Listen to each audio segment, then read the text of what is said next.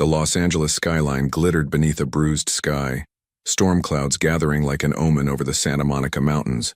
Dominic Hale's mansion perched on the hillside like a monument to excess, all glass, steel, and California modernism, worth more than most people would earn in 10 lifetimes.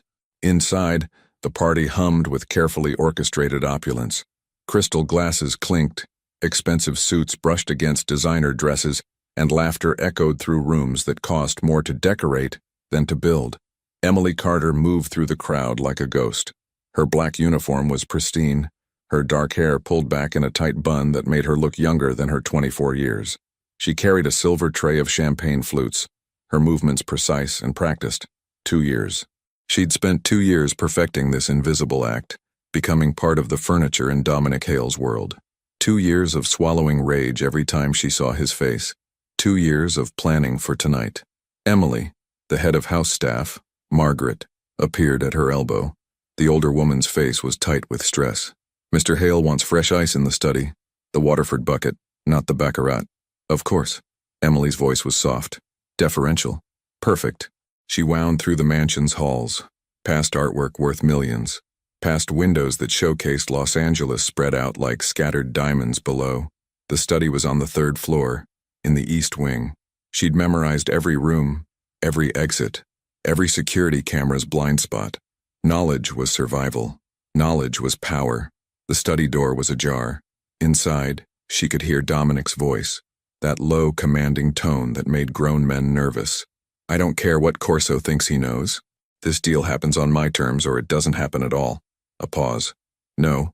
Tell him if he has something to say, he says it to my face. Emily pushed the door open carefully. Dominic stood by the floor-to-ceiling windows, phone pressed to his ear, his frame silhouetted against the city lights. At 38, he was still imposing. 6'2", broad-shouldered, with dark hair graying at the temples and sharp features that photographs loved. He wore power like other men wore cologne. He glanced at her, nodded curtly, and returned to his call. I'll handle it, I always do. Emily set down the ice bucket with steady hands, though her heart hammered against her ribs. She'd been this close to him hundreds of times. But tonight felt different. Tonight everything ended. As she turned to leave, Dominic's phone buzzed with a text, then another. His jaw tightened. What now? He muttered, swiping the screen. His expression darkened. Son of a... Is everything all right, Mr. Hale? Emily kept her voice neutral. He looked at her, really looked at her, for perhaps the first time in 2 years. Something flickered in his gray eyes. Suspicion? Recognition? Then it was gone. Fine, get back downstairs. Emily descended to the main level, where the party had grown louder. More guests had arrived, politicians, businessmen, a celebrity or two. Dominic's annual gathering attracted Los Angeles's elite, the people who pretended they didn't know where his money came from. The Mafia didn't exist in polite society. It was just investments and business ventures. She caught Margaret's eye and moved toward the kitchen, but something made her pause. Through the crowd, she spotted a man she didn't recognize, late 40s, wearing an expensive suit but scanning the room with predatory focus. His hand rested inside his jacket. Emily's pulse quickened. She grabbed her phone from her apron pocket and sent a single text to the number she'd memorized. Now. The man by the entrance was joined by 2 others. They moved with purpose, spreading out through the ground floor. Guests didn't notice, too drunk, too self-absorbed. But Emily saw. She'd been trained to see. She abandoned her tray and headed for the stairs, taking them 2 at a time. The 3rd-floor hallway was empty, but she could hear voices from the study. Dominic was still on the phone, his tone sharp with anger. I said I'll handle it, Vincent. You don't trust me after 15 years. Vincent Corso. Emily's blood ran cold. If Corso had made his move tonight, an explosion of sound erupted from downstairs. Gunfire, screaming. The party descended into chaos. Emily burst into the study. Dominic spun around, reaching for the gun in his desk drawer, but she was faster. She'd spent 2 years studying his every move. Don't. Her voice was steady despite the adrenaline flooding her system. What the hell is going on? Dominic's hand hovered over the drawer. His eyes were hard, calculating. Who are you? Someone who's been waiting a long time for this moment. Emily moved toward the balcony doors. More gunfire below. Smoke was beginning to curl up from the ground floor. But not like this. This wasn't supposed to happen like this. You're behind this.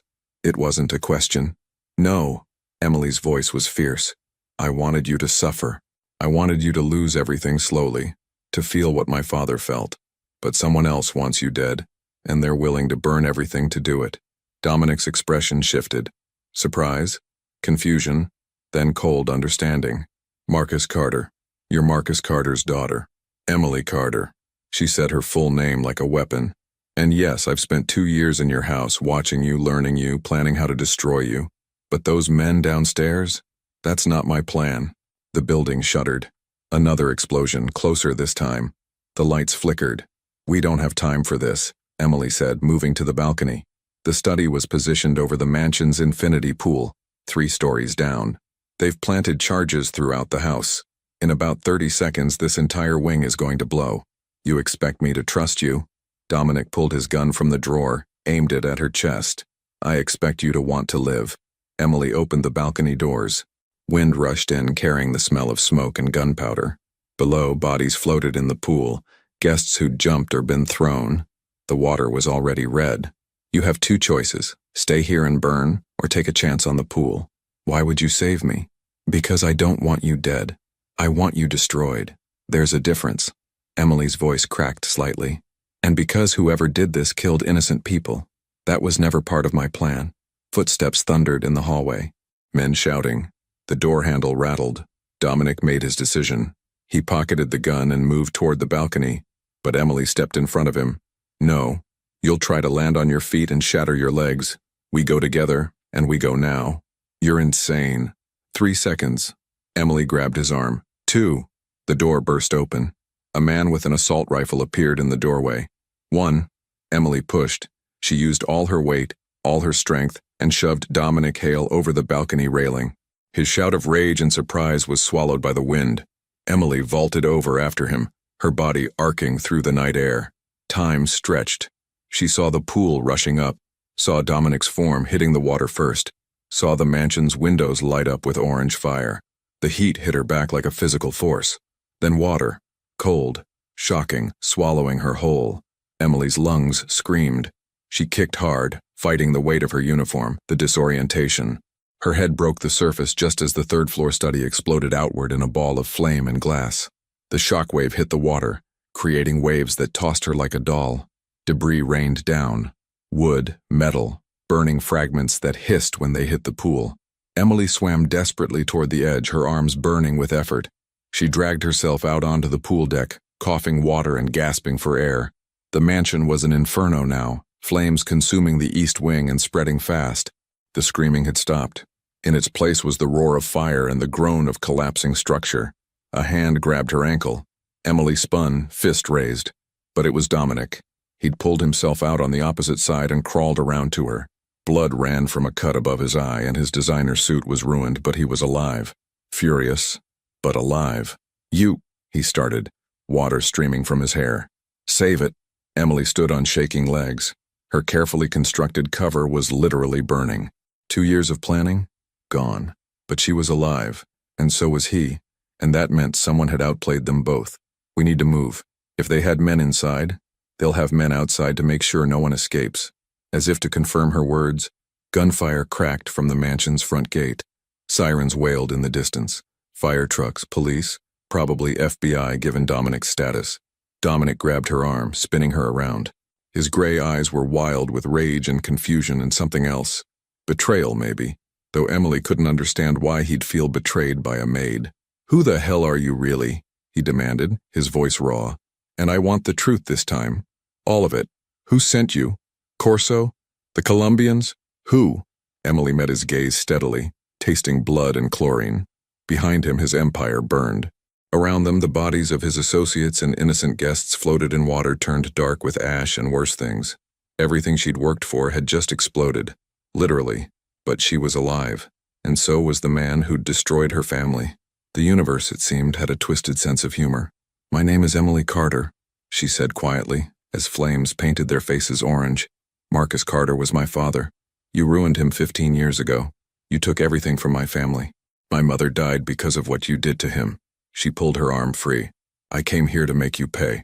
I spent 2 years becoming invisible in your world, learning your secrets. planning to take everything from you the way you took everything from us. Dominic's expression shifted. Recognition, memory, something that might have been regret. But this? Emily gestured at the burning mansion, at the carnage. This isn't me. Someone else wants us both dead. And until we figure out who, we're stuck with each other. The sirens were getting closer. Dominic's hand moved to his pocket, where his gun waited. Emily didn't flinch. If he was going to shoot her, there was nowhere left to run. Instead, he pulled out his phone, waterlogged and ruined. He cursed viciously and threw it into the fire.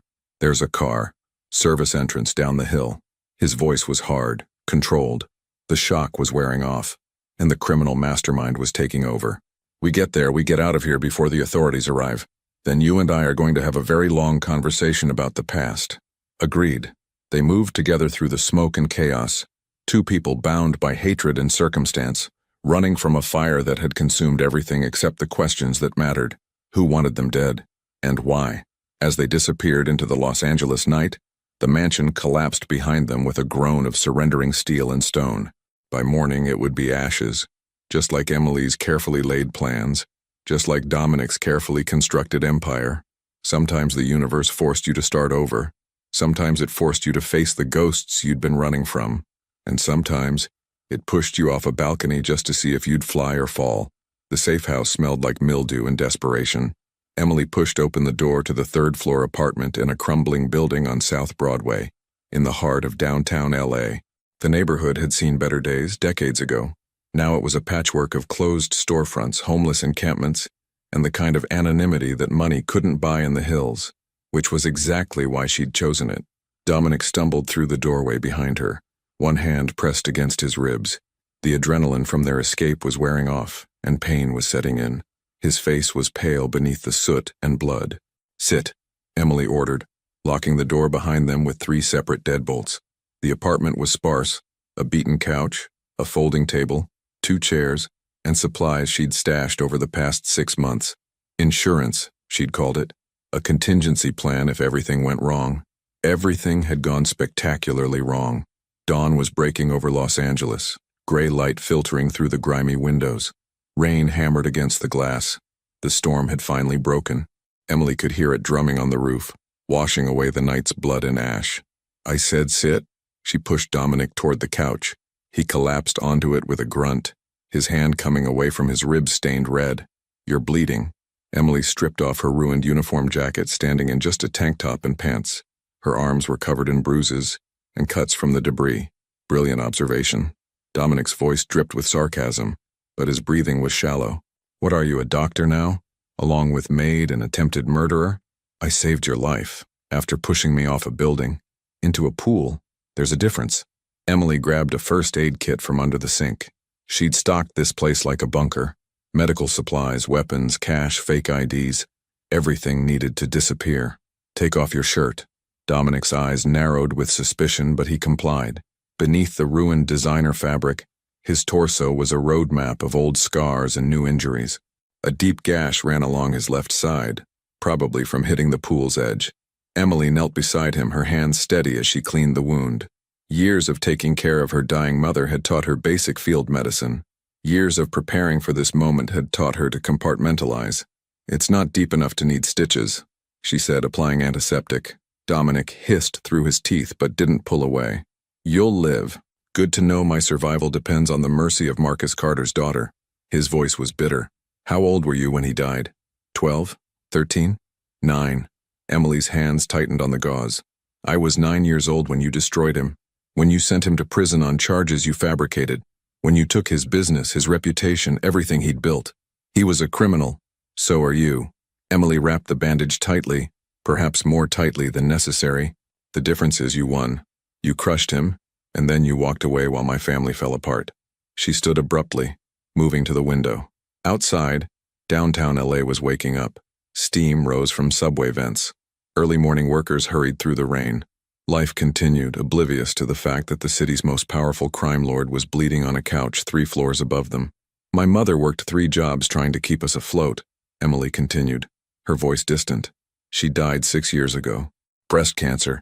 We couldn't afford the treatment that might have saved her. Do you know what it's like to watch someone you love waste away because of money? Because of choices someone else made? Silence filled the apartment, broken only by the rain. Your father wasn't innocent. Dominic's voice was quieter now, stripped of its earlier edge. Marcus Carter ran guns for the cartels. He laundered money through legitimate businesses. He ordered hits on people who crossed him. I know what he was. Emily turned to face him. I'm not a child anymore, Dominic. I've spent 15 years learning the truth about my father, about you, about this entire rotten world you both inhabited. But that doesn't change what you did to him. To us. Dominic leaned back against the couch, his gray eyes studying her with unsettling intensity. So you spent 2 years as my maid, serving me drinks, cleaning my house, watching, planning. He paused. What was the endgame, Emily? What was your grand revenge going to look like? Emily crossed her arms, the memory of her carefully constructed plan bitter in her mouth. I was going to destroy your business from the inside.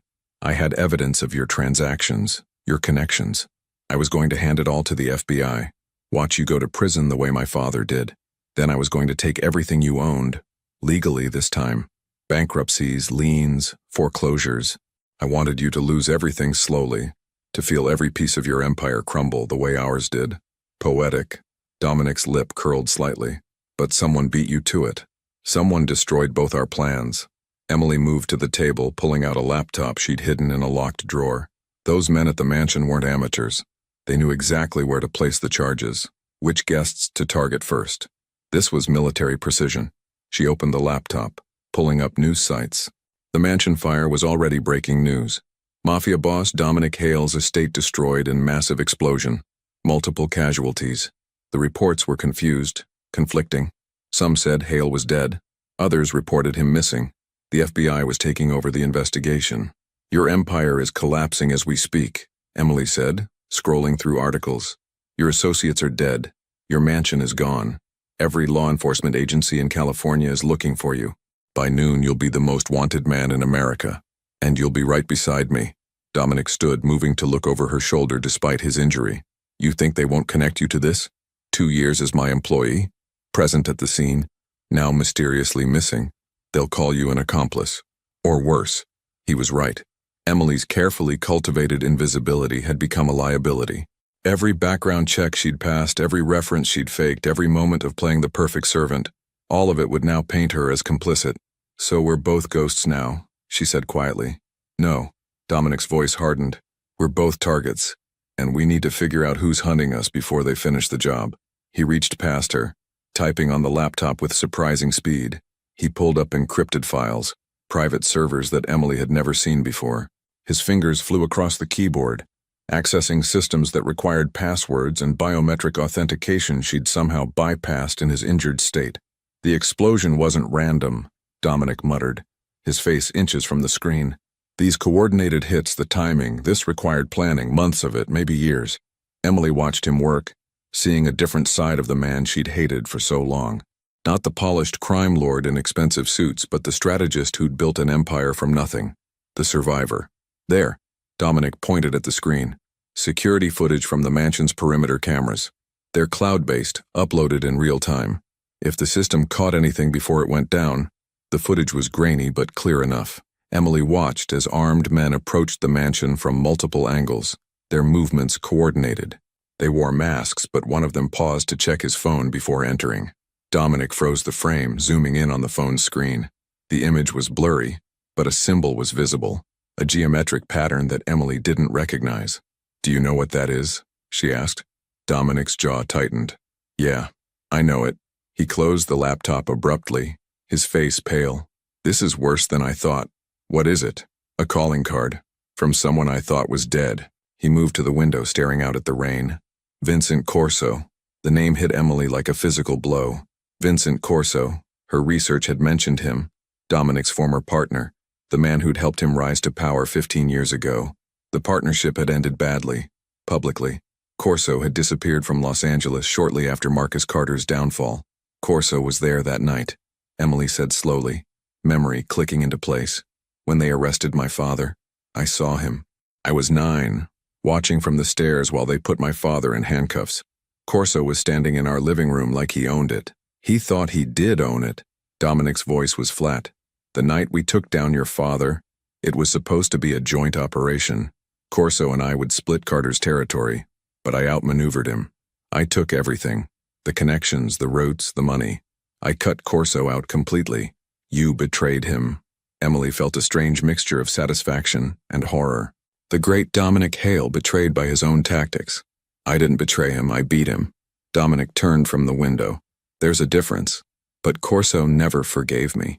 He disappeared, and I thought he'd crawled off to die somewhere quiet. Clearly I was wrong. Emily's mind raced through the implications. If Corso orchestrated this, if he's been planning it for 15 years, her phone buzzed. Not her regular phone. That was destroyed. This was a prepaid burner she kept for emergencies, a number only one person knew. She pulled it from her pocket, her blood running cold at the message on the screen. It was a photo. A young woman, 20 years old, with Emily's dark hair and her mother's green eyes. Sarah, her sister, sitting in what looked like a basement, hands bound, terror in her eyes. Below the photo, a message. She pays for both of your sins. 72 hours. Come alone or she dies. VC. The phone slipped from Emily's fingers, clattering on the floor. Dominic picked it up, his expression darkening as he read the message. Your sister? Emily couldn't speak. Her throat had closed, her chest constricting with panic. Sarah, baby Sarah, who'd been 5 when their mother died, who Emily had raised while working 3 jobs and planning revenge. Sarah, who was supposed to be safe at UCLA, living the normal life that Emily had sacrificed everything to give her. How did he? Emily's voice broke. She's not part of this. She doesn't know anything about you, about my plans. She's innocent. Corso doesn't care about innocent. Dominic's voice was grim. If he has your sister, it's because he knows she's the one thing that would break you, just like the mansion fire was meant to break me. Emily's legs gave out. She sank into one of the folding chairs, her hands shaking. 15 years of planning, 2 years of careful execution, and in one night everything had been stripped away. Her cover, her revenge, and now her sister, the only family she had left. He's been watching us, she whispered. Corso knew about my plans. He knew I was in your house. He's been orchestrating this entire thing. He's playing us against each other. Dominic set the phone down carefully. He destroys my empire, makes it look like you're involved. He takes your sister, uses her to control you. Then he sits back and watches us tear each other apart, or work together. Emily looked up, meeting Dominic's eyes. That's what he doesn't expect. He thinks we'll fight. He thinks our history guarantees it. Dominic was quiet for a long moment. Outside, the rain continued its steady assault on the city. Emergency sirens wailed somewhere in the distance, probably still responding to the mansion fire, or the aftermath. If we do this, he said finally, if we work together to find your sister and stop Corso, it doesn't erase the past. It doesn't make us friends. I don't want to be your friend. Emily's voice was steel. I want my sister safe, and I want the man who orchestrated this to pay. After that, you and I can settle our debts. Fair enough. Dominic extended his hand. Temporary truce. We save your sister. We stop Corso. Then we figure out what comes next. Emily stared at his hand, the hand that had signed the orders that destroyed her father, that had built an empire on blood and betrayal. Every instinct screamed at her not to trust him, but Sarah's terrified face haunted her vision. She took his hand. His grip was firm, his skin warm despite the cold apartment. 72 hours, she said. That's all we have. Then we'd better get started. Dominic released her hand and moved back to the laptop. Corso will have gone underground, but he'll need resources. Money, men, safe houses. He's been planning this for years, which means he's been building a network right under my nose. Emily joined him at the table, pushing aside her emotions. There would be time for fear later. Time for grief. Right now, she needed to be the strategist she'd trained herself to become. I have contacts, she said. People I've cultivated over the past 2 years. Some of your lower-level associates who didn't attend the party. They might know something. And I know where Corso used to operate his old patterns. Dominic pulled up a map of Los Angeles. He's arrogant. He'll go somewhere that means something to him. Somewhere connected to when he still had power. As they worked, marking locations and making plans, Emily caught Dominic watching her with an expression she couldn't read. Not quite respect, not quite trust, but recognition maybe. The acknowledgement that they were more alike than either wanted to admit. Both of them were survivors. Both had lost everything in a single night. and both would do anything, even work with their worst enemy, to protect what little they had left. The rain washed down the windows, and somewhere in this city of angels and demons, Vincent Corso was waiting, watching, knowing that he'd set the perfect trap. What he didn't know was that sometimes, when you push people off a balcony, they don't fall. Sometimes they learn to fly. The underground gambling den in Koreatown reeked of cigarette smoke and broken dreams. Emily followed Dominic through the narrow corridor, past peeling wallpaper and flickering fluorescent lights that hummed like dying insects. It had been 18 hours since they'd received the photo of Sarah. 54 hours remained. Every second that ticked by felt like a knife twisting deeper into Emily's chest. "Keep your head down," Dominic muttered, his hand resting inside his jacket where he'd concealed a gun they'd acquired from one of Emily's contacts. "These people know me, but they don't know you. Let me do the talking." The corridor opened into a basement room thick with smoke and tension. Card tables lined the walls, surrounded by men who looked like they'd kill for the right price, or the wrong look. In the corner, a makeshift bar served drinks that probably violated a dozen health codes. The air conditioning had given up years ago, leaving the room sweltering despite the rain that continued to pound the city above. A man at the nearest table looked up, his scarred face registering shock. "Jesus Christ. Hale?" The room went silent. Cards stopped shuffling. Conversations died. Every eye turned toward them.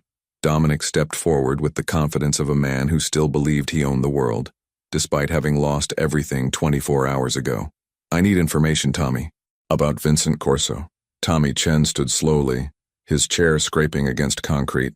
He was built like a boxer gone to seed, with cauliflower ears and knuckles that had broken too many faces. "You got some balls showing up here. Half the city thinks you're dead. The other half is looking to collect the bounty on your head." "There's a bounty?" Emily asked before she could stop herself. Tommy's eyes slid to her, assessing. 5 million. FBI wants him alive for questioning.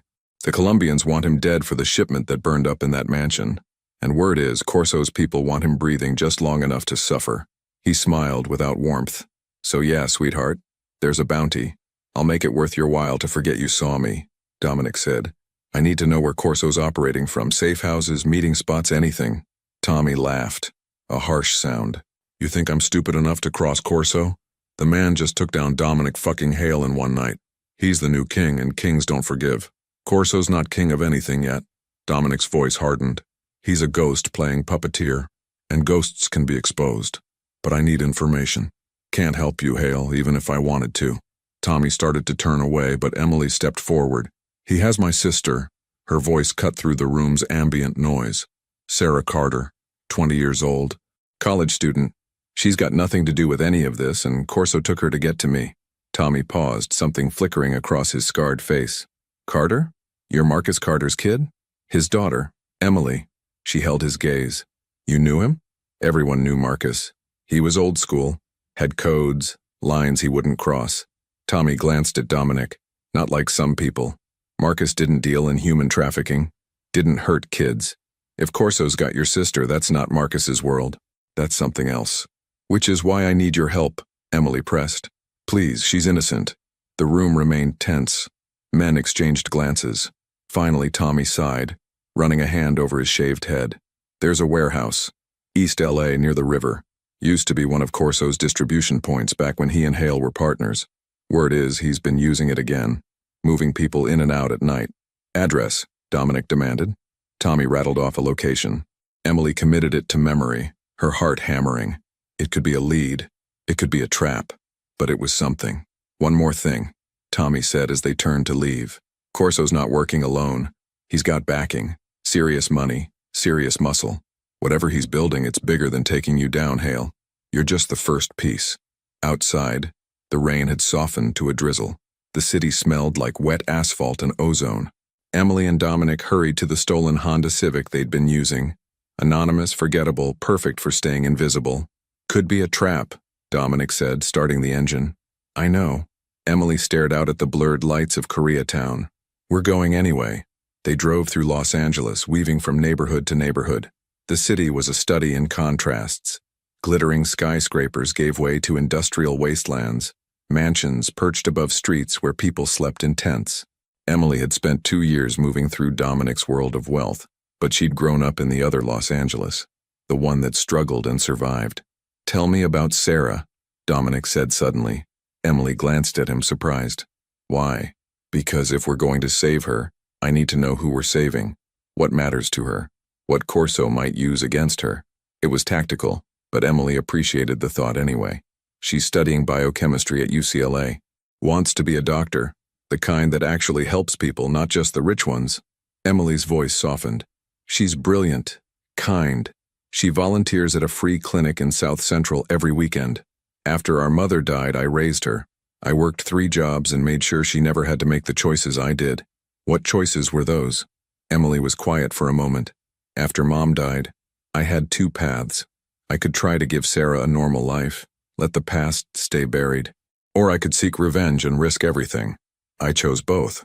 I got Sarah into a good school, made sure she had opportunities, and I started planning how to destroy you." "That's why you spent 2 years as a maid," Dominic said. "Not just for access, for her, to make sure she never had to know what you were doing." "She thinks I work in hotel management." Emily's laugh was bitter. "She thinks her big sister has a boring, respectable job. She has no idea I've spent 2 years planning to take down a Mafia boss, and now that same Mafia boss is her only hope." Dominic's hands tightened on the steering wheel. "For what it's worth, I remember your father. Not the version you knew, the one who read you bedtime stories and taught you to ride a bike.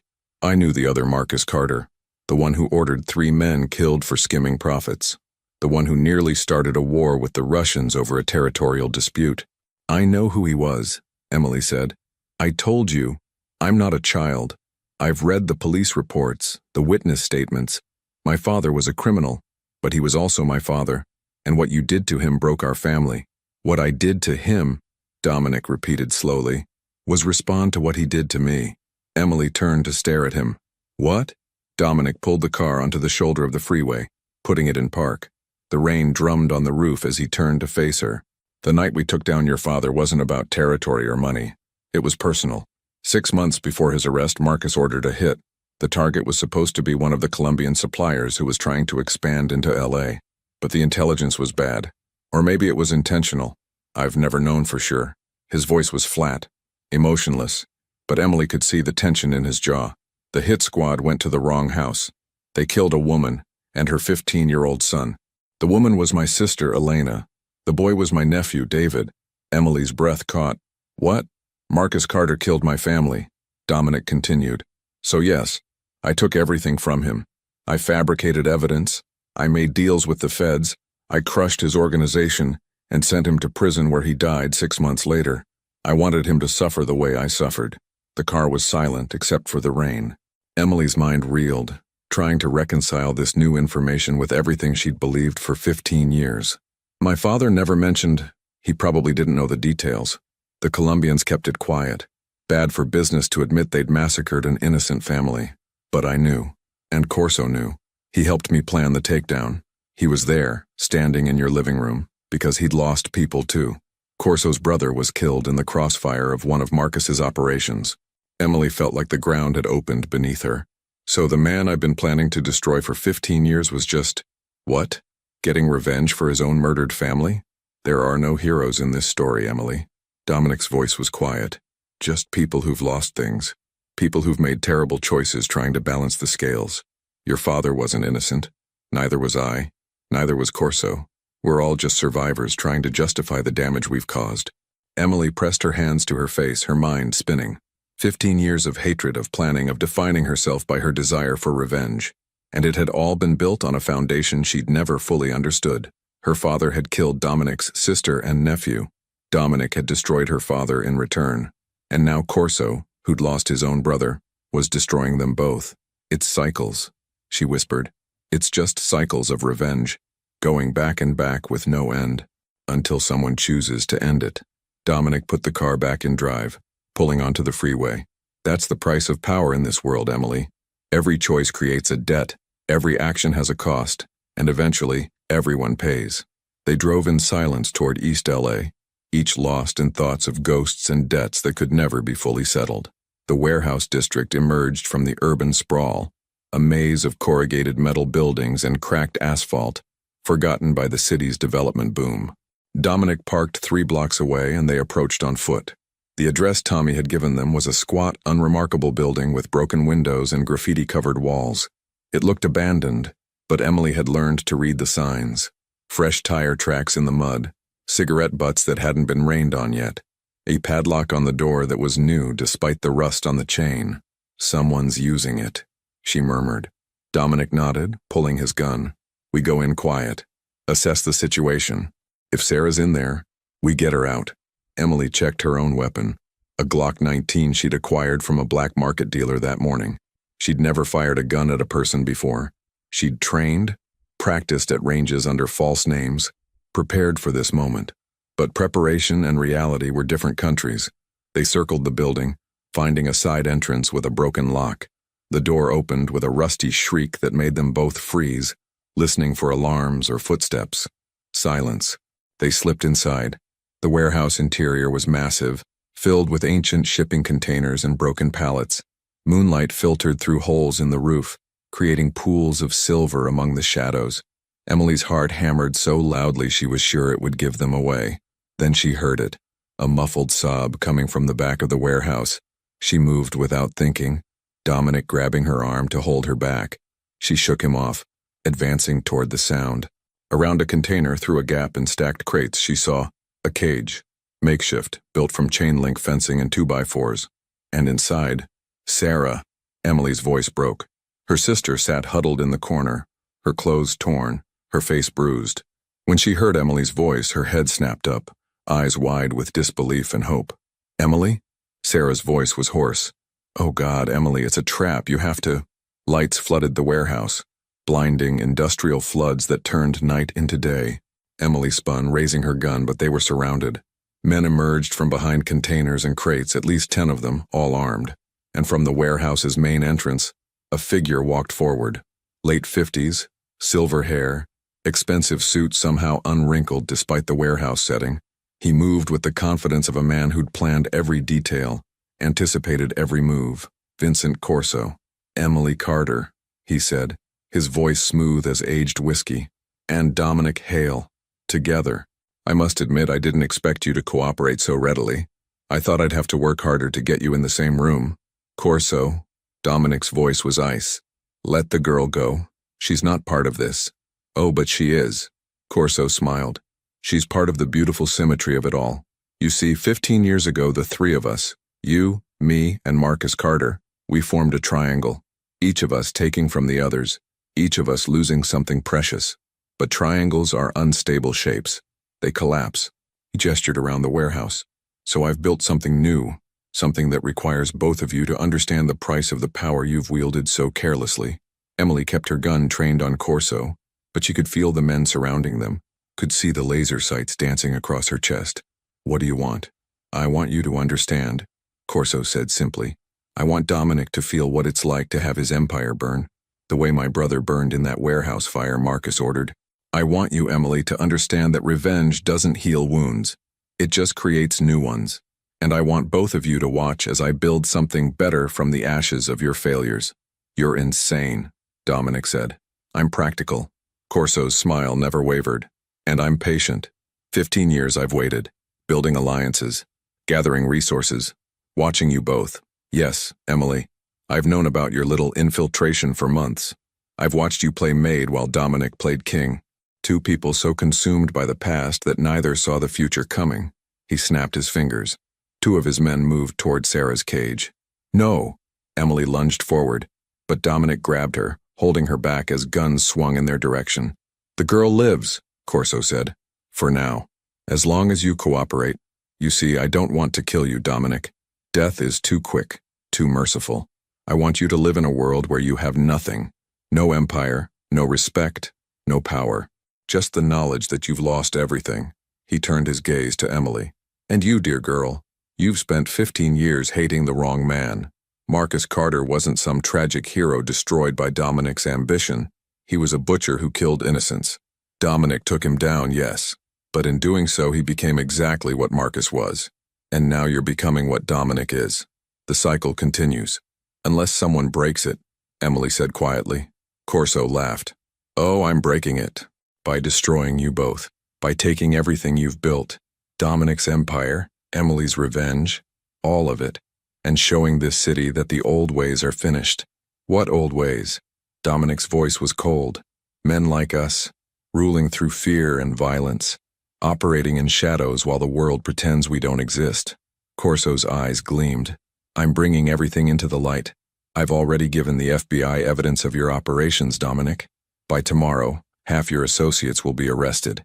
The rest will be dead or running. And Emily, your identity, your plans, your 2 years of deception, it's all documented. You'll be wanted as an accomplice. He gestured to his men. Take them to the secondary location and bring the girl. I want them to have time to contemplate their choices before the end. As Corso's men moved in, guns raised, Emily met Dominic's eyes. She saw her own desperation reflected there, her own calculation. They'd walked into a trap. They'd underestimated their enemy, and now Sarah would pay the price. But Corso had made one mistake. He'd told them the truth, and the truth, Emily had learned over 2 years of careful planning, was the most dangerous weapon of all. She just had to figure out how to use it. The drive to Corso's Malibu estate took 45 minutes, but to Emily, it felt like hours.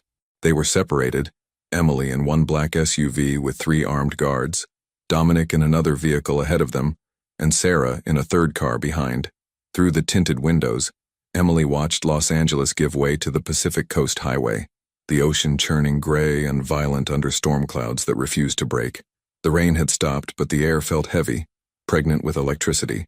One of the guards, a man with a shaved head and a scar bisecting his eyebrow, kept his gun trained on her the entire drive. Emily sat perfectly still, her mind racing through scenarios, probabilities, escape routes. All of them ended badly. Corso had planned this perfectly. He'd anticipated their every move, led them exactly where he wanted them. And now he had all 3 of them, Emily, Dominic, and Sarah, pieces on a chessboard he'd been arranging for 15 years. The SUV turned off the highway onto a private road that wound up into the Malibu hills. They passed through 2 security checkpoints, each manned by armed guards who waved them through with military precision. This wasn't some improvised operation. Corso had built a fortress. The estate emerged from the darkness like something from a magazine, all glass and white stone, perched on a cliff overlooking the Pacific. It made Dominic's destroyed mansion look modest by comparison. Lights blazed from every window, and as they pulled up to the main entrance, Emily counted at least a dozen more guards patrolling the grounds. They hauled her out of the SUV roughly. The ocean wind hit her face, carrying salt spray and the smell of expensive landscaping. Ahead, she saw Dominic being dragged from his vehicle, his hands zip-tied behind his back. Their eyes met for a brief moment, a silent exchange of understanding. They were in this together now, whether they liked it or not. Sarah was brought out last, and Emily's heart broke at the sight of her sister. Sarah's face was swollen from crying, her clothes filthy from the warehouse cage. When she saw Emily, she tried to run forward, but the guards held her back. "I'm sorry," Sarah sobbed. "Emmy, I'm so sorry. They said if I didn't cooperate, they'd kill you." "It's okay, baby," Emily called out, trying to keep her voice steady. "It's going to be okay. I promise." But promises felt hollow when you were surrounded by men with guns, standing on the estate of a man who'd orchestrated the destruction of everything you'd worked for. They were marched into the mansion, a study in modern luxury with marble floors, contemporary art on the walls, and floor-to-ceiling windows showcasing the violent ocean below. Corso was waiting in what looked like a study, sitting behind an ornate desk with a glass of scotch in his hand. He looked completely at ease, like a CEO about to conduct a board meeting rather than a man holding 3 people hostage. "Please sit." He gestured to 3 chairs arranged in front of his desk. When no one moved, he nodded to his guards, who forced them down. Emily found herself between Dominic and Sarah, close enough to touch them but unable to do anything to protect them. Corso studied them like specimens in a lab. "Do you know what this house cost me? $47 million. I bought it 3 years ago, using money I'd spent a decade accumulating. Money from legitimate businesses, tech investments, real estate, pharmaceuticals, all completely legal." He stood, walking to the window. The Pacific churned below, waves crashing against the rocks. "That's what you never understood, Dominic. Power doesn't come from fear anymore. It comes from legitimacy, from being so embedded in the system that you become indistinguishable from it." "Is there a point to this?" Dominic's voice was flat. "Or are you just enjoying the sound of your own voice?" Corso turned, his smile sharp.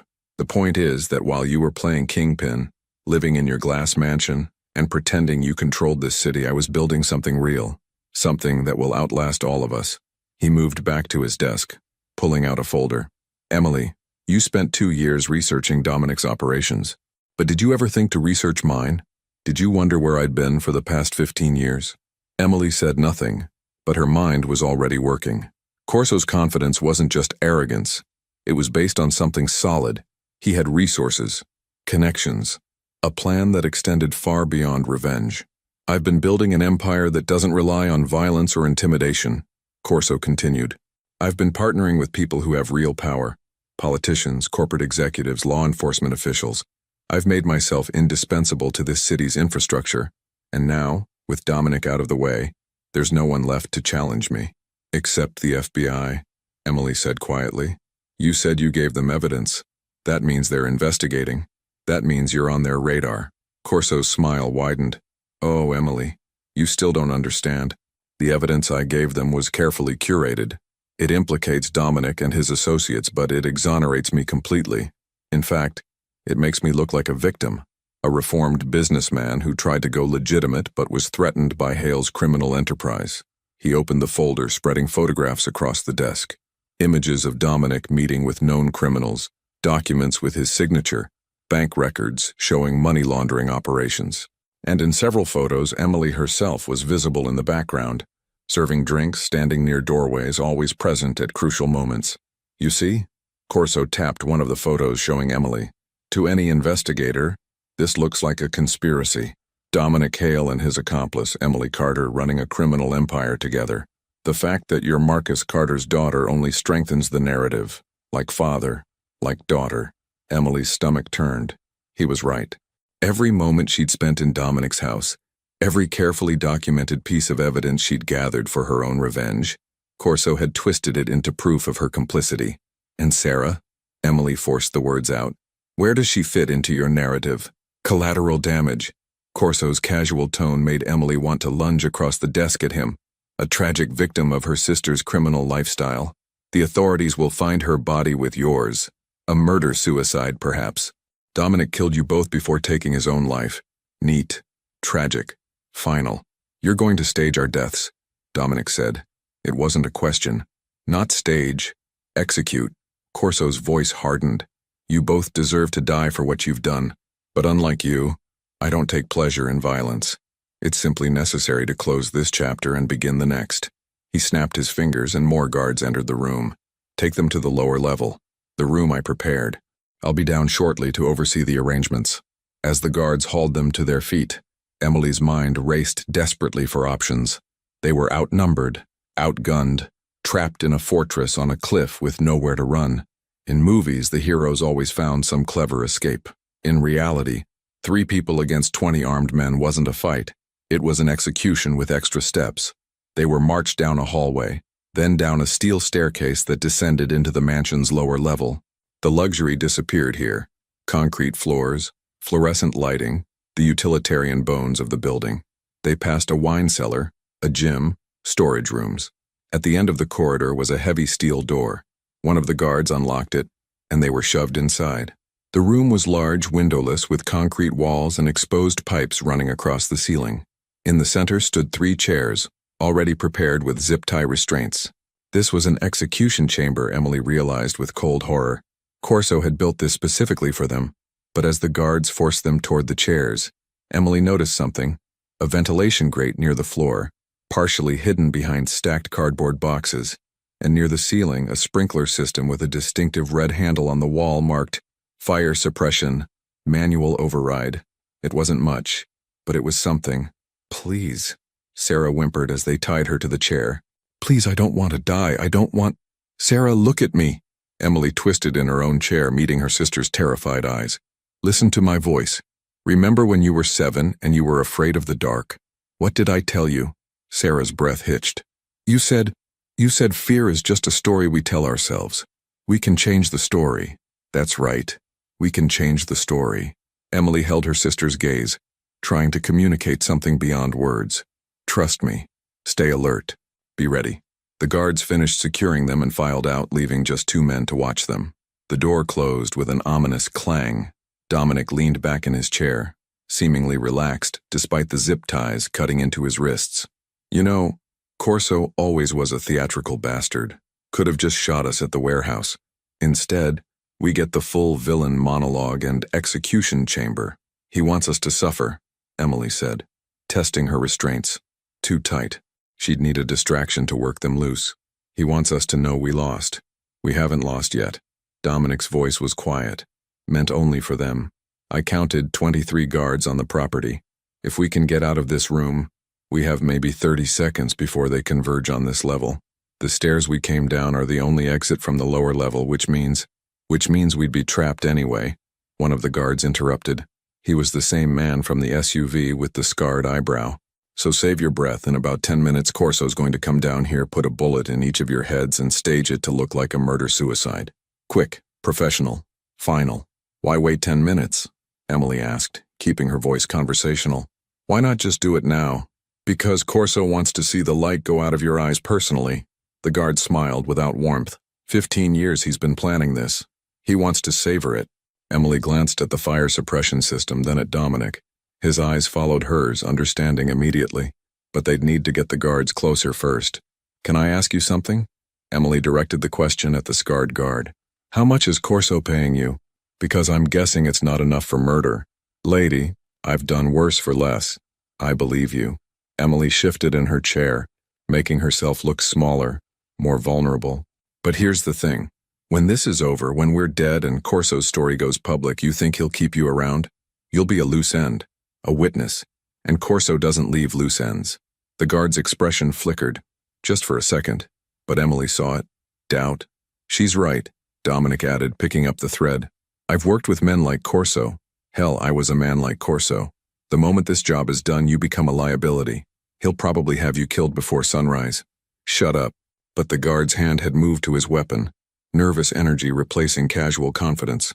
How much? Emily pressed. 50,000? 100? Whatever it is, it's not worth your life. But I can offer you something better. You let us go, and you disappear with enough money to start over anywhere in the world. Clean. Safe. You don't have that kind of money. Dominic does. Emily looked at the man beside her. How much do you have in emergency funds? Liquid assets you can access right now? Dominic was silent for a moment, then said, 15 million. Cryptocurrency, untraceable. I can transfer it from my phone in under 60 seconds. The guard laughed, but it sounded uncertain. Your phone's upstairs with Corso. Actually, Dominic said slowly, it's not. You took a phone from my jacket pocket, but that was a decoy. My real phone is in my boot. Encrypted biometric lock, impossible to access without my thumbprint. Emily felt a surge of hope. It could be a bluff, but Dominic's voice carried absolute certainty. The second guard, who'd been silent until now, stepped forward. Even if that's true, we let you go, we're dead. Corso will hunt us down. Not if Corso's dead, Emily said. Both guards stared at her. Think about it, Emily continued, her voice gaining strength. Corso's not invincible. He's one man with a plan that only works if we die quietly. But if we escape, if we expose him, if we survive, his entire operation crumbles. And with $15 million, you two could be on a beach in Thailand before anyone even knows what happened. The scarred guard exchanged a look with his partner. Emily could see the calculation happening, greed and fear warring with self-preservation. How do we know you won't kill us the moment you're free? The second guard asked. Because we're not killers. Sarah spoke up suddenly, her voice stronger than Emily expected. My sister spent 2 years working for Dominic, and she never hurt anyone. She's not like these men. Neither am I. We just want to live. It was a gamble. A desperate, unlikely gamble. But Emily had learned that desperate situations required impossible choices. The scarred guard holstered his weapon. Show me the phone. Dominic nodded toward his left boot. Inside, against my ankle. You'll need to cut my restraints to reach it. Like hell. The guard knelt down, pulling a knife. He cut the boot's laces, pulling it off roughly. And there, tucked into a custom pocket against the leather, was a phone. The guard pulled it out, powering it on. The screen lit up with a fingerprint prompt. I need my hands free, Dominic said. Can't unlock it with my wrists tied. The guards exchanged another look. This was the moment, the critical decision point. Either they committed to this insane plan, Or they shot all three of them and prayed Corso would never find out about the conversation. The scarred guard made his choice. He cut Dominic's wrist restraints. Dominic moved fast. His freed hand shot out, grabbing the guard's knife and driving it into the man's shoulder in one fluid motion. The guard screamed, stumbling back. The second guard reached for his gun, but Emily was already moving. She'd been working her restraints loose while talking, using the slight give in the plastic to create space. Now she pulled her wrists free and launched herself from the chair, catching the second guard off balance. They hit the concrete hard, the gun skittering away. Sarah screamed, still tied to her chair. Dominic was grappling with the scarred guard, both men fighting for control of the dropped weapon. Emily scrambled for the loose gun, her fingers closing around cold metal. "Stop!" She aimed at both guards, her hands shaking but steady enough. "Everyone stop or I will shoot." The room froze. The scarred guard was on the ground, blood spreading from his shoulder. The second guard had his hands up, eyes wide. Dominic stood between them, breathing hard. "The knife," Emily said to Dominic, cut Sarah loose. While Dominic freed her sister, Emily kept the gun trained on both guards. Her heart hammered so hard, she thought it might break through her ribs. She'd never pointed a gun at a person before. The weight of it, the knowledge that she could end a life with a twitch of her finger, it was terrifying and intoxicating in equal measure. "What now?" Sarah asked, her voice shaking as Dominic cut through her restraints. "Now we get out of here before Corso realizes something's wrong." Dominic grabbed the second guard's gun and radio. "How long until his 10-minute timeline is up?" The scarred guard, still clutching his bleeding shoulder, spat blood. "You just made the biggest mistake of your lives. Wouldn't be the first time today." Dominic knocked the man unconscious with a precise blow to the temple, then did the same to the second guard. "We have maybe 5 minutes before someone checks on them." "The fire suppression system," Emily said, nodding toward the red handle. "If we trigger it, it'll cause chaos upstairs. Sprinklers, alarms, evacuation protocols. It might buy us enough confusion to reach an exit." "Might," Dominic agreed. "Or it might alert everyone to our exact location. You have a better idea?" He didn't. Dominic pulled the fire suppression handle. Immediately, alarms shrieked throughout the building. Sprinklers activated, water cascading from the ceiling. Emergency lights began strobing. "Move!" Dominic yanked open the door, checking the corridor. Clear. They ran for the stairs, water streaming from ceiling sprinklers, alarms wailing. Sarah stumbled and Emily grabbed her arm, half dragging her sister forward. They hit the stairwell and started climbing. Above, Emily could hear shouting, footsteps pounding. Corso's guards were mobilizing. They burst through the door into the main level, into chaos. Water poured from sprinklers throughout the mansion. Guards ran in different directions, some heading for exits, others trying to locate the source of the alarm. Corso's voice echoed from somewhere deeper in the house, shouting orders. "Side exit," Dominic said, pointing toward a hallway. "Through the kitchen." Gunfire erupted behind them. Wood splintered from a doorframe inches from Emily's head. She spun, returning fire without thinking. Years of target practice translating into muscle memory. One of Corso's guards went down, clutching his leg. They ran through the kitchen, a space of stainless steel and marble that could have served a restaurant, and out a side door into the night. The ocean wind hit them like a fist, carrying rain that had started falling again. The property stretched out before them, a maze of gardens and pathways illuminated by security lights. "The cars," Sarah gasped, pointing toward the circular driveway where their transport vehicles still sat. But between them and the cars stood a line of armed guards, weapons raised, and emerging from the mansion's main entrance, walking calmly despite the chaos, was Vincent Corso. He'd changed into a rain jacket, and he held a pistol loosely at his side. "I underestimated you," he called out over the rain and alarms. "I should have known you'd try something desperate. But look around, Emily. Dominic, you're on a cliff, surrounded by my men, with nowhere left to run." He was right. Behind them was the mansion. To their sides, more guards were closing in, and ahead was Corso's line of defense, blocking the only way off the property. "Sarah," Emily whispered, "when I say run, you run for those cars. You take one, and you drive until you're somewhere safe. You call the FBI, you tell them everything. I'm not leaving you. You don't have a choice." Emily looked at her sister, memorizing her face. "I love you. I'm sorry I couldn't protect you better. But you have to survive this. Someone has to survive this." Dominic stepped forward, drawing Corso's attention. "You want me, Corso? You want your revenge?" Then take it, but let them go. Emily and Sarah, they're not part of what happened 15 years ago. This is between you and me. How noble, Corso sneered. The great Dominic Hale, finding a conscience at the end. But you're wrong. Emily made herself part of this the moment she walked into your house with revenge in her heart. And Sarah? She's just the price of doing business. He raised his gun, aiming at Dominic. I'm going to kill you now. Then I'm going to kill Emily, then her sister, and then I'm going to build an empire on the ashes of your failure. Emily saw it in slow motion, Corso's finger tightening on the trigger, Dominic standing perfectly still, accepting his fate. She saw Sarah's face, twisted in horror. She saw the guards closing in from all sides. And she saw beyond them all something Corso had missed. Headlights, coming up the private road fast. Multiple vehicles, their sirens silent but their speed unmistakable. FBI. They'd tracked Dominic here, or maybe someone had tipped them off. Either way, salvation was 30 seconds away. Run! Emily grabbed Sarah's hand and bolted toward the cars.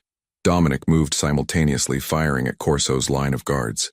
The night erupted into gunfire, muzzle flashes strobing in the darkness. Emily felt something hot graze her shoulder, a bullet so close she could feel its wake. She pushed Sarah ahead of her, toward the nearest SUV. Behind them, tires screeched as the FBI vehicles burst through the front gate, agents spilling out with weapons drawn. Corso's guards scattered, caught between the advancing FBI and their employer's demand to stop the escaping prisoners. In the confusion, Emily reached the SUV, yanking the door open. Keys in the ignition. Thank God for small mercies. Get in! She shoved Sarah into the passenger seat and dove behind the wheel. The engine roared to life. But where was Dominic? She spotted him through the rain-streaked windshield, still exchanging fire with Corso's men. He was pinned down behind a concrete planter, FBI closing in from one side, Corso's guards from the other. Emmy, we have to go, Sarah screamed. Emily's hands gripped the steering wheel. Every instinct screamed at her to drive, to save her sister, to escape while they still could. Dominic had destroyed her father. He'd ruined her family. For 15 years, she'd dreamed of watching him suffer, but he'd also saved them in that execution chamber. He'd taken a bullet meant for Sarah. He'd stood between them and Corso's gun. Damn it. Emily threw the SUV into gear and stomped on the accelerator. But instead of heading for the exit, she drove straight toward Dominic's position. What are you doing? Sarah shrieked. Something stupid. Emily cranked the wheel, bringing the SUV sideways between Dominic and the guard's line of fire. The vehicle shuddered as bullets punched through metal and glass. Dominic, get in! He didn't hesitate. He dove through the open rear door and Emily was already accelerating again, tires screaming on wet pavement. She aimed for the front gate, where FBI vehicles blocked the way. But there was a gap, barely wide enough, but possible. Hold on! Emily gunned the engine, praying the SUV's weight would be enough. They hit the gap at 40 miles per hour, metal screaming as the sides scraped against FBI cars. Then they were through, fishtailing onto the private road. Behind them, the Malibu estate descended into chaos. Gunfire, shouting. The FBI assault on Corso's fortress. Emily didn't look back. She focused on the road ahead, on getting Sarah to safety, on surviving the next 10 minutes. That was insane, Dominic said from the back seat, breathing hard. You came back for me. Don't read into it, Emily snapped, but her hands were shaking on the wheel. We're not friends. We're not even allies. You're just more useful alive than dead. But she'd come back. Despite everything, despite 15 years of hatred, she'd turned around and driven into gunfire to save the man who'd destroyed her father. Maybe Corso had been right. Maybe they were all just trapped in cycles of revenge and violence, making the same mistakes over and over. Or maybe, just maybe, someone could choose differently. The diner sat on a lonely stretch of Highway 1, 200 miles north of Los Angeles. Emily watched through the rain-streaked window as gray waves crashed against black rocks below. 7 days had passed since the Malibu estate. 7 days since the FBI raid that had torn apart Vincent Corso's operation. 7 days since everything had changed. The coffee in front of her had gone cold, but she didn't order another. Across from her, Sarah stared at her own untouched cup, her hands wrapped around the ceramic for warmth that wasn't really needed. The bruises on her sister's face had faded to yellow-green, but the haunted look in her eyes remained. He's late, Sarah said quietly. He'll come. Emily checked her phone for the 100th time. One unread message sent 3 hours ago. Mendocino Diner. Noon. Come alone. It was 12:17 now. The past week had been a blur of FBI interrogations, protective custody, and news reports that seemed to multiply by the hour. The media had descended on the story like vultures. Mafia boss Dominic Hale captured in FBI raid. Crime empire collapses. Dozens arrested. Vincent Corso's body had been found in the mansion's wine cellar, a single gunshot wound to the head. Self-inflicted, according to the FBI. He'd chosen death over capture, unwilling to face the exposure of everything he'd built. Emily had watched the news coverage from a safe house in San Diego, FBI agents stationed outside her door. They'd questioned her for hours about her infiltration of Dominic's organization, about her father's criminal history, about her intentions. She'd told them everything, or almost everything. Some truths were too complicated for official reports. The evidence she'd gathered over 2 years had proven invaluable to federal prosecutors. Dominic's empire was being dismantled piece by piece. Associates arrested, assets seized, operations exposed. The FBI had offered her immunity in exchange for testimony. They'd called her a hero, a victim who'd infiltrated a criminal organization to bring it down from within. It was a cleaner narrative than the truth. Dominic had disappeared after the FBI raid. One moment he'd been in custody, loaded into an armored transport. The next, according to reports, there had been an ambush on the Pacific Coast Highway. 3 FBI agents wounded. The prisoner escaped. But Emily knew better. She'd seen the way certain agents had looked at Dominic during those chaotic moments at Corso's estate. The conversations conducted in low voices. The way evidence had been carefully documented, or not documented. Dominic hadn't escaped. He'd been allowed to leave. A deal had been made. The diner's door chimed. Emily's hand instinctively moved toward the gun in her jacket pocket, a habit she'd developed over the past week. But it was just an elderly couple, shaking rain from their jackets. "Maybe he's not coming," Sarah said. "Maybe he'll come." Emily didn't know how she knew, but she did. Dominic Hale was many things, but he kept his word, even to the woman who'd spent 2 years planning to destroy him. At 12:23, a dark sedan pulled into the parking lot. Emily watched as a man stepped out, different than she remembered. Dominic's expensive suits were gone, replaced by jeans and a weathered jacket. His hair was shorter, touched with more gray. He looked older, diminished somehow, like he'd shed a skin and hadn't quite grown into the new one. He entered the diner, spotted them immediately, and walked over with measured steps. His movements were careful, conscious, like a man relearning how to exist in the world. Emily, Sarah. He nodded to each of them, his voice rougher than Emily remembered. "Thank you for coming. We almost didn't," Emily said. Dominic slid into the booth across from them, his back to the wall in an old habit he probably didn't even notice anymore. A waitress approached, but he waved her away gently. "How are you both?" he asked. "Really?" Sarah looked away, her jaw tightening. Emily answered for both of them. "We're alive. That's more than a lot of people can say after last week." "It is." Dominic's hands rested flat on the table, and Emily noticed scars on his knuckles she'd never seen before. Fresh ones. "I heard the FBI gave you immunity, that Sarah's returning to UCLA next semester. Witness protection offered us new identities," Emily said. "New lives, far from California. But Sarah wanted to finish school. She wants to be a doctor, remember? Hard to do that when you're living under a false name in Montana. So you stayed." "We stayed." Emily met his eyes. "The FBI assured us that with Corso dead and your organization dismantled, we're safe. Are they right? Are we safe, Dominic?" He was quiet for a long moment, his gaze dropping to the table. "There are always loose ends. Men who'll carry grudges. People who'll want revenge for what happened. But the structure that held my world together, that's gone. Without it, the threats are manageable. Individual, not organizational. That's not exactly reassuring." Sarah spoke up, her voice harder than Emily had ever heard it. "You're saying we'll spend the rest of our lives looking over our shoulders because you built an empire on blood?" Dominic flinched slightly, a minute reaction, but Emily saw it. "You're right, and I'm sorry, not just to you, but to everyone who's been hurt by my choices. I know that doesn't mean much. I know sorry doesn't resurrect the dead or heal the trauma, but I need you to hear it anyway." Emily studied him, searching for the manipulation, the angle, but all she saw was exhaustion and something that looked like genuine remorse. "Why did you want to meet?" she asked. "The FBI said you entered witness protection. that you're cooperating with federal prosecutors, testifying against everyone in your organization who's still alive. Why risk exposure by contacting us?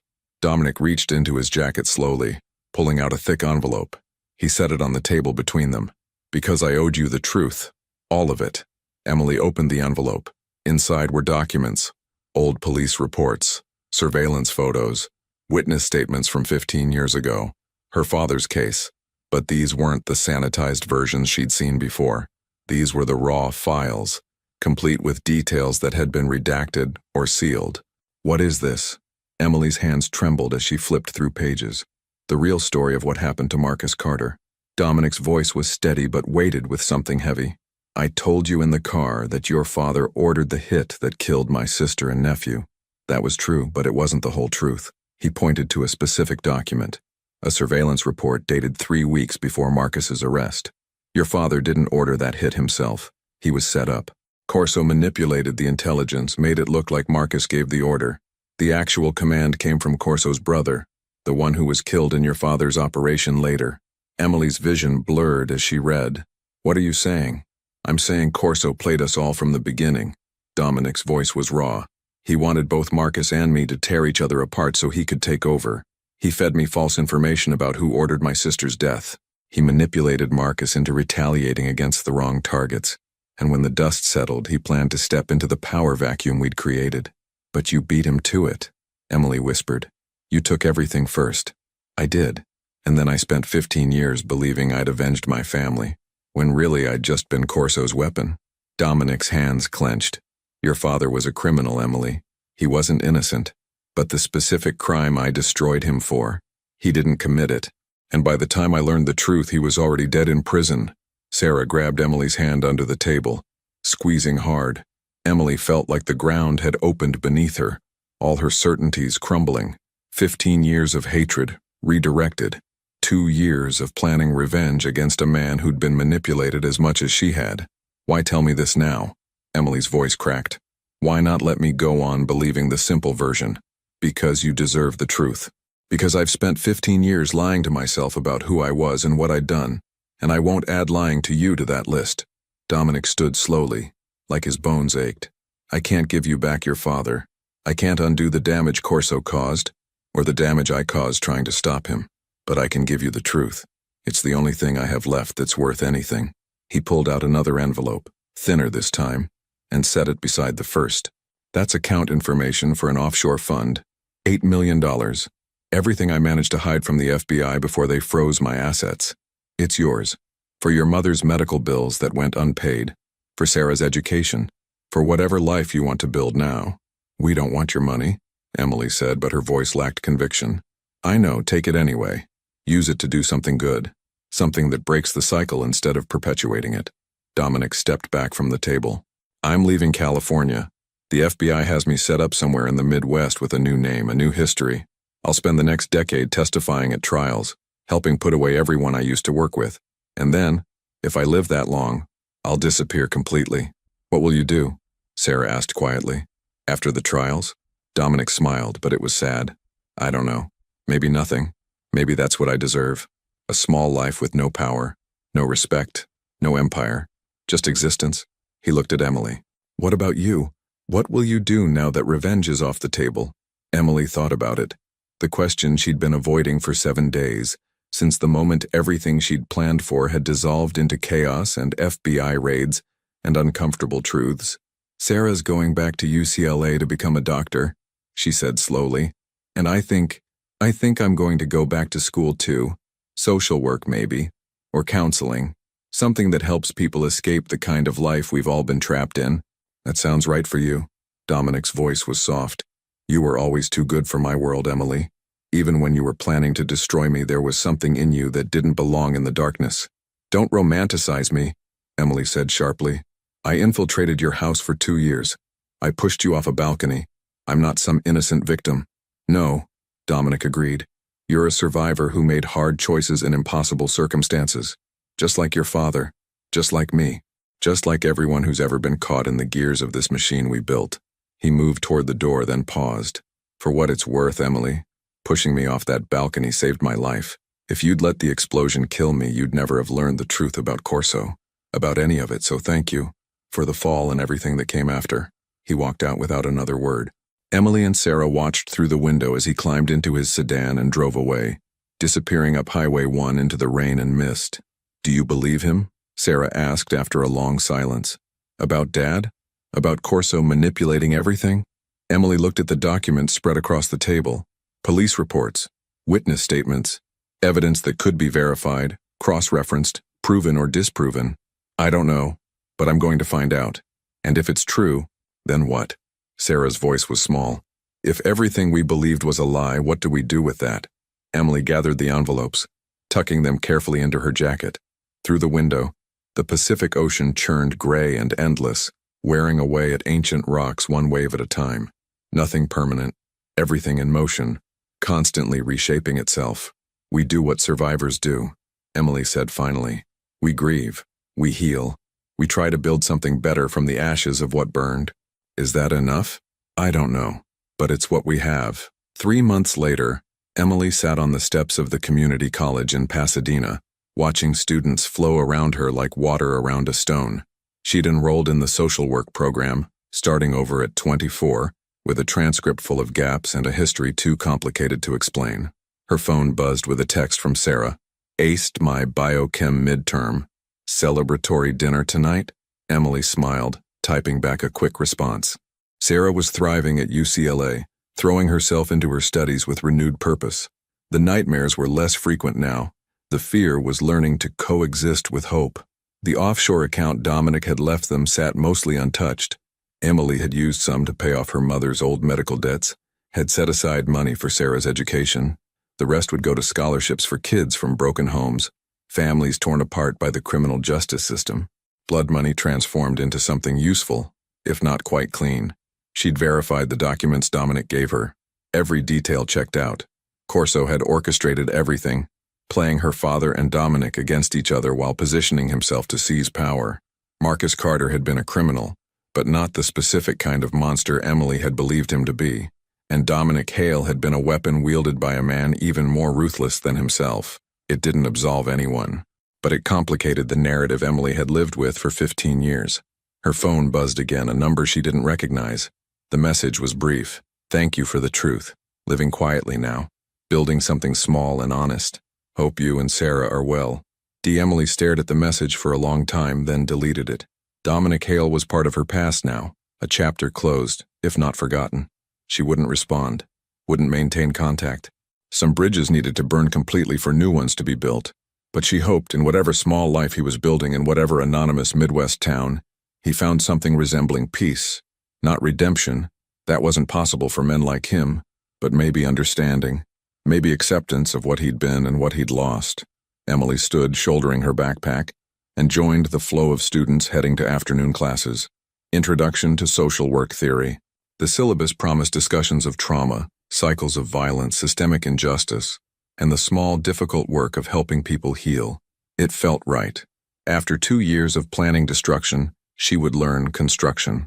After 15 years of nurturing hatred, she would study compassion. It wouldn't erase the past. Nothing could do that, but it might build a future worth living in. As she walked across campus, Emily thought about that night on the balcony, the moment she'd pushed Dominic into open air seconds before everything exploded. They'd both fallen, they'd both survived, and now in their separate ways, they were both trying to figure out how to stand again. The autumn sun broke through California's perpetual haze, painting the campus in gold. Emily turned her face toward it, feeling warmth that had nothing to do with revenge or rage or the weight of ghosts she'd carried for too long. She was 24 years old. She had a sister who would become a doctor. She had a chance to help others escape the cycles that had nearly destroyed them both. It wasn't the ending she'd planned. It wasn't the revenge she'd spent years perfecting. But maybe, just maybe, it was better. Sometimes the universe pushed you off a balcony to teach you how to fly. And sometimes in the falling, you learned that survival wasn't about landing perfectly. It was about choosing, when you finally hit the ground, to stand back up and walk towards something new. The end. Epilogue. 5 years later, Emily Carter stood at a podium in a community center in South Los Angeles, addressing a room full of teenagers from the foster care system. She'd founded the program herself, using what remained of Dominic's money, creating pathways for kids from broken homes to find education, counseling, and hope. Sarah sat in the front row, now in her third year of medical school, volunteering at the free clinic that partnered with Emily's program. In a small town in Iowa, a man who'd once been called Dominic Hale finished his shift at a construction company and went home to a modest apartment. He lived alone, worked honest hours, and testified via video link at the trials that continued to dismantle what he'd built. He would never be forgiven. He knew that. But he could be useful. And in the mathematics of redemption, usefulness was the only currency he had left. Vincent Corso was buried in an unmarked grave outside Malibu, his empire scattered to the winds, his name a cautionary tale about the price of ambition. Marcus Carter remained dead, his truth complicated, his legacy claimed by a daughter who'd learned that revenge and justice were different countries with no shared border. And in the spaces between, in the lives rebuilt, the cycles broken, the small acts of choosing differently, something new grew from the ashes of what had burned, not perfect, not healed, but alive, and sometimes that was enough.